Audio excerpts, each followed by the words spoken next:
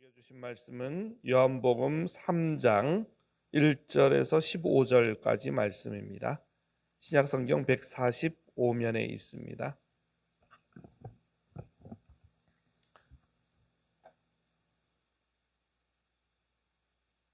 그런데 바리새인 중에 니고데모라 하는 사람이 있으니 유대인의 지도자라. 그가 밤에 예수께 와서 이르되 랍비여, 우리가 당신은 하나님께로부터 오신 선생인 줄 아나이다. 하나님이 함께 하시지 아니하시면 당신이 행하시는 이 표적을 아무도 할 수 없음이니이다. 예수께서 대답하여 이르시되 진실로 진실로 내게 이르노니 사람이 거듭나지 아니하면 하나님의 나라를 볼 수 없느니라. 니고데모가 이르되 사람이 늙으면 어떻게 날 수 있사옵나이까? 두 번째 모태에 들어갔다가 날 수 있사옵나이까? 예수께서 대답하시되 진실로 진실로 내게 이르노니 사람이 물과 성령으로 나지 아니하면 하나님의 나라에 들어갈 수 없느니라. 육으로 난 것은 육이요 영으로 난 것은 영이니 내가 내게 거듭나야 하겠다 하는 말을 놀랍게 여기지 말라. 바람이 임의로 불매 내가 그 소리는 들어도 어디서 와서 어디로 가는지 알지 못하나니 성령으로 난 사람도 다 그러하니라. 니고데모가 대답하여 이르되 어찌 그러한 일이 있을 수 있나이까? 예수께서 그에게 대답하여 이르시되 너는 이스라엘의 선생으로서 이러한 것들을 알지 못하느냐? 진실로 진실로 내게 이르노니 우리는 아는 것을 말하고 본 것을 증언하노라. 그러나 너희가 우리의 증언을 받지 아니하는도다. 내가 땅의 일을 말하여도 너희가 믿지 아니하거든. 하물며 하늘의 일을 말하면 어떻게 믿겠느냐? 하늘에서 내려온 자 곧 인자 외에는 하늘에 올라간 자가 없느니라. 모세가 광야에서 뱀을 든 것 같이 인자도 들려야 하리니 이는 그를 믿는 자마다 영생을 얻게 하려 하심이니라. 아멘. 네, 오늘 말씀은 이제 니고데모와 예수님의 이제 대화의 장면이죠. 먼저 1절에서 3절까지가 첫 번째 대화인데요. 이제 표적에 대한 이야기로 시작되지만 예수님은 거듭남으로 이제 이야기를 이끌어 가십니다. 그리고 4절부터 8절까지는 두 번째 대화인데요. 또 육신적인 거듭남을, 다시 태어남을 이렇게 이야기할 때 예수님은 영적인 거듭남으로 설명해 주고 계십니다. 그리고 이제 9절에서 15절까지 세 번째 대화죠. 이제 땅의 일을 이제 생각하는 니고데모에게 예수님은 하늘의 일을 이야기하시면서 십자가에 달리실 이제 주님에 대해서 알려주시고 있습니다. 오늘 말씀을 통해 주시는 교훈은요. 먼저 우리가 2장에서 포도주가 떨어진 잔치집 이야기로 시작됐죠. 2장이. 그리고 하나님과의 교제 없이 화려한 건물만 있는 성전의 이야기를 또 보여주셨습니다. 사실은 같은 모습이죠.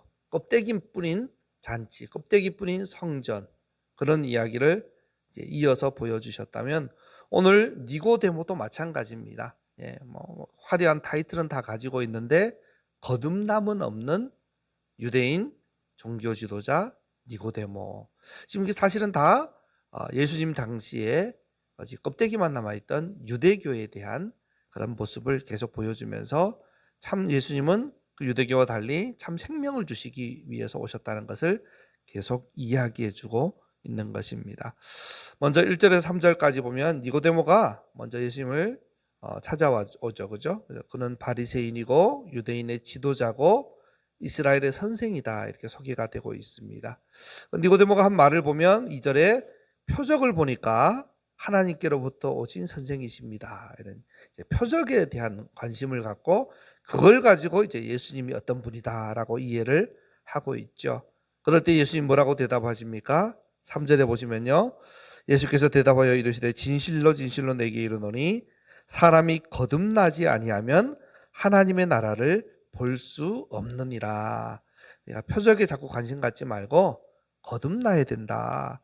앞에 2장 23절부터 25절까지 어제 말씀에서 예수님은 모든 사람의 마음 속을 아신다라고 나오지 않았습니까? 디모데의 상태도 아시는 거예요. 겉으로는 뭐 표적을 이야기하고 유대인의 이스라엘의 선생이라고 얘기하고 막 그러고 있지만 그 영혼 자체는 지금 거듭남이 없이 그러고 있다는 것을 예수님이 보시고, 야, 지금 표적을 보고 안 보고가 중요한 게 아니다. 지금 너는 거듭나야 된다라는 그런 이야기를 해주시는 거죠. 정말 중요한 부분이죠, 그죠? 참 종교나 정치나 학문적인 어떤 그죠? 타이틀이나 성취나 때로는 인품 뭐 이런 것조차도 하나님 나라를 보장해 줄 수 있는 게 아닙니다. 그죠? 그 중심의 거듭남을 보시는 분이 우리 주님이십니다. 우리가 자칫 잘못하면 그냥 껍데기, 겉으로 보이는 것에 마음 빼앗겨서 내 직분이 뭐고, 내가 교회 생활 얼마를 했고, 내가 뭐 그동안 교회를 어떻게 섬겼고, 막 이런 거에 우리가 그냥 내가 믿음 생활 잘한다고 착각할 수가 있습니다. 예, 근데 주님은 그런 껍데기를 보시는 분이 아니라 우리의 중심을 보시는 거죠. 중심이 정말 거듭났나? 아니, 내가 예수 믿는데 뭐 당연히 거듭났죠. 이렇게 얘기할 수도 있지만요. 예수님의 대화를 우리가 잘 살펴볼 필요가 있습니다. 그래서 오늘 말씀을 통해서 내 주님 보시기에 내 중심은 어떨까? 내 마음 속은 어떤가? 이것을 다시 한번 돌아보고 또 새롭게 하는 저와 여러분 다 되시기 바랍니다. 그래서 이제 4절부터 두 번째 대화가 이루어지죠. 예, 그래서 니고데모가 묻습니다. 아니, 제가 거듭난다는 말, 예, 아노땐이라는 단어인데요. 이 내가 어떻게 다시 태어납니까? 거듭이란 말이 일반적으로 다시 두 번째 뭐 이런 의미가 있지 않습니까? 그래서 엄마 뱃속에서 이미 태어났는데 내가 그럼 거듭나야 된다고 말씀하시니까 어머니 뱃속에 내가 다시 들어갔다가 나와야 됩니까? 어떤 뭐 육신적인 의미로 이제 이해를 하는 거죠. 거듭나지 않으니까, 진짜로 거듭나지 않으니까 이 말을 이해할 수가 없는 거죠. 니고데모는. 그죠? 그때 예수님이 하신 대답이 뭡니까? 5절부터 쭉 말씀하시죠. 영적인 거듭남을 이야기하는 거다. 물과 성령으로, 이 말은 물, 곧 성령으로 이런 말이거든요. 사람이 물, 곧 성령으로 나지 아니하면 하나님의 나라에 들어갈 수 없다. 자꾸 육으로 난 건 이야기하지 말고 지금 나는 영으로 거듭나는 걸 얘기하는 거다. 이 얘기를 하시는 거죠. 그래서 내가 네게 거듭나야 하겠다 하는 말을 놀랍게 여기지 마라 하면서 바람이 임의로 불매 내가 그 소리는 들어도 어디서 와서 어디로 가는지 알지 못하나니 성령으로 난 사람도 다 그러하니라. 이 거듭난다는 것은 성령으로 말미암아 다시 태어나는 것이다. 그래서 이제 아노땐이란 단어 자체가요, 다시라는 의미도 있지만 위로부터라는 의미도 있습니다. 같은 단어가 두 가지 의미로 다 사용되는 그런 단어가 아노땐이죠. 그래서 거듭난다는 것이 우리는 다시 태어나는 거. 예수 믿었어요. 나는 이제 거듭났어. 나는 이제 다시 태어났어. 이걸로 끝나는 그런 걸로 이해하기도 쉬운데요. 아니, 성경이 말하는 것은 위로부터 나는 거예요. 위로부터 난다는 것은 우리는 늘 끊임없이 위로부터 다시 태어나죠. 위로부터. 이건 뭐 날마다 계속 반복돼야겠죠. 그죠? 한 번만 돼서는 되는 게 아닙니다. 날마다 우리는 위로부터 나는 자가 되어야 되죠. 자꾸 어떤 내 결심, 내 변화, 내 새로워짐, 뭐 막 마음을 굳게 먹고 내가 새해는 새로워져야겠다. 뭐 이런 걸 거듭남으로 착각하는 경우가 참 많은데요. 그게 아니죠. 그죠? 위로부터 성령으로 다시 태어나는 거. 이것을 성경은 이제 거듭남이라고 이야기하는 거죠. 그래서 우리의 속사람이 새로워지고 하나님의 은혜로 말미암아 새롭게 빚어지는. 그래서 이 거듭남은 먼저 하나님의 주권적 영역이 있는 거다. 내가 뭐 노력하고 결심해서 이 거듭남을 얘기하지 않으시고요. 성령으로 이루어지는 거다. 그래서 네가 바람이 어디서 와서 어디로 가는지 알지 못하지만 바람을 느끼지 않냐. 이것도 거듭나는 것도 마찬가지다. 위로부터 성령께서 임하셔서 너를 변화시키면 하나님의 주권적 영역이기 때문에 너가 뭐 달라진 건 알겠는데 이게 뭐 어떻게 하는지 그런 거는 너희가 알지 못하는 거다. 이런 이야기를 하죠. 그래서 우리가 어떤 거듭남에 대해서 근본적이고 본질적인 변화는 없이 자꾸 어떤 행동의 변화만 추구하며 살고 있지는 않는지 우리는 우리 자신을 돌아봐야 됩니다. 그죠? 그래서 자꾸 껍데기 붙잡고 가면 안 된다 그랬죠. 예, 그런데 자꾸 거듭남 자체에 대해서도 위로부터 성령의 은혜로 내 속사람이 변화되고 예수님을 닮아가게 되고 하나님의 형상을 회복하게 되고 막 이런 일들이 우리 안에 벌어져야 되는데 그저 내가 뭐 어떤 결심을 하고 새해 한 결심대로 내가 몇 가지를 실천했고 막 이런 것 정도로 착각해서는 안 된다라는 것을 보여주고 있습니다. 그래서 참 오늘도 말씀 앞에서 자꾸 참 내가 뭘 어떤 행동이 바뀌나 내가 뭐 겉으로 보이는 게 뭐가 바뀌나 이런 거에 대한 관심에서 내 속사람이 성령으로 말미암아 어떻게 또 새로워지고 어떻게 또 변화되고 어떻게 해서 정말 새롭게 태어나는 위로부터 나는 그런 모습이 있는지를 날마다 보면서 그 은혜를 사모하고 주님 앞에 나아가는 저와 여러분 다 되시기 바랍니다.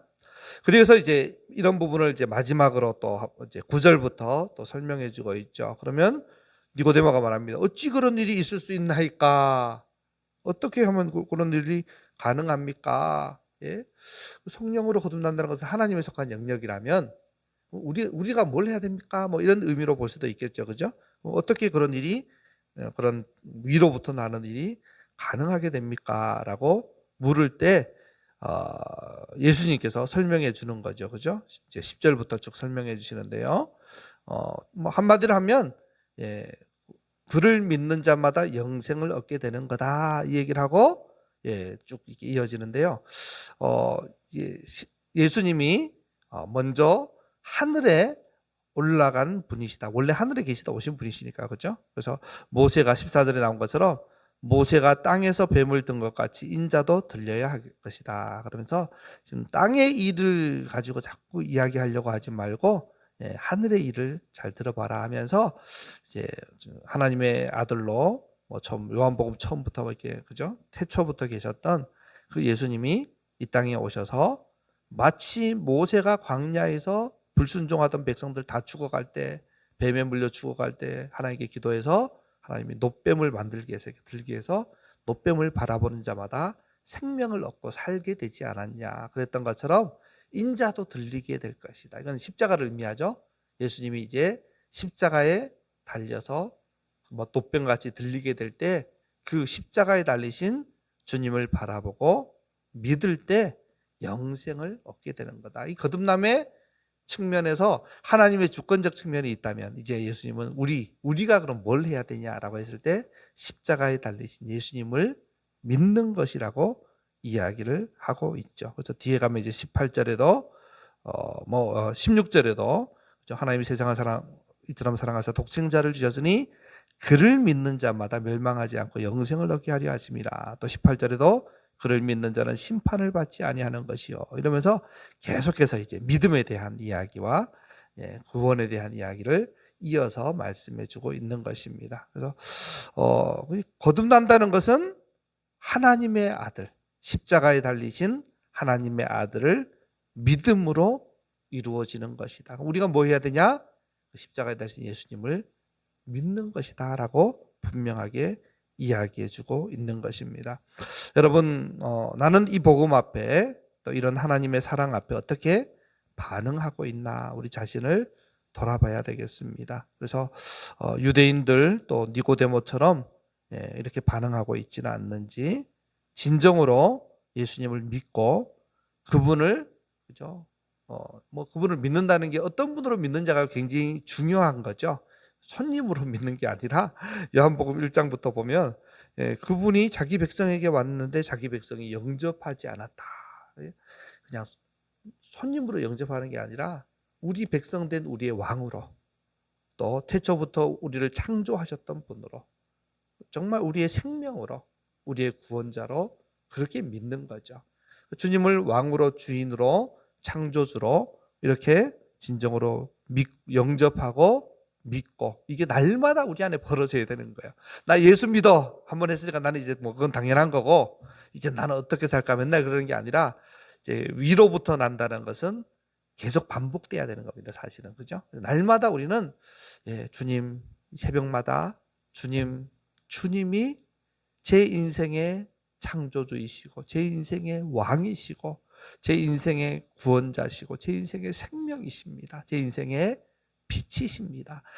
요한복음 1장에 처음부터 이렇게 선포하셨던 예수님이 누구신지에 대해서 바로 믿고 바로 영접하는 게, 그래서 주님을 영접한다는 게 그렇게 영접하는 거라고 요한복음 1장에서 얘기하면서 1장 12절에 영접하는 자고 그 이름을 믿는 자들에게는 하나님의 자녀가 되는 권세를 주셨다라고 말씀하는 거죠. 입으로만 믿어요 이게 믿는 게 아니라 그분을 어떤 분으로 믿느냐, 이게 정말 중요하다는 것을 지금 여기까지 계속해서 이야기해주고 있습니다. 그래서 이걸 당시에 유대교가 껍데기만 붙잡고 있었다면 어쩌면 오늘날 우리도 껍데기만 붙잡고 나 예수 믿어, 예수 믿는 게 뭔데요?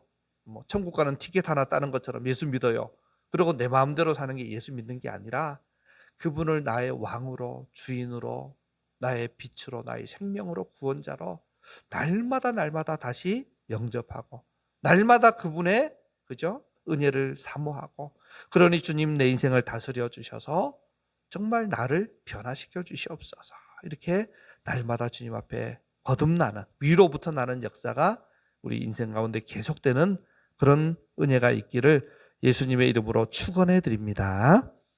기도하겠습니다.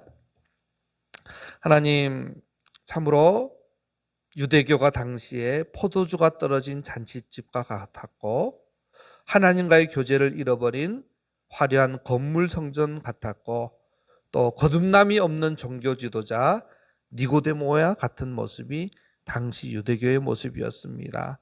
오늘 이렇게 껍데기만 남았던 모습이 오늘 우리의 모습은 아닌지 돌아보게 하여 주시옵소서.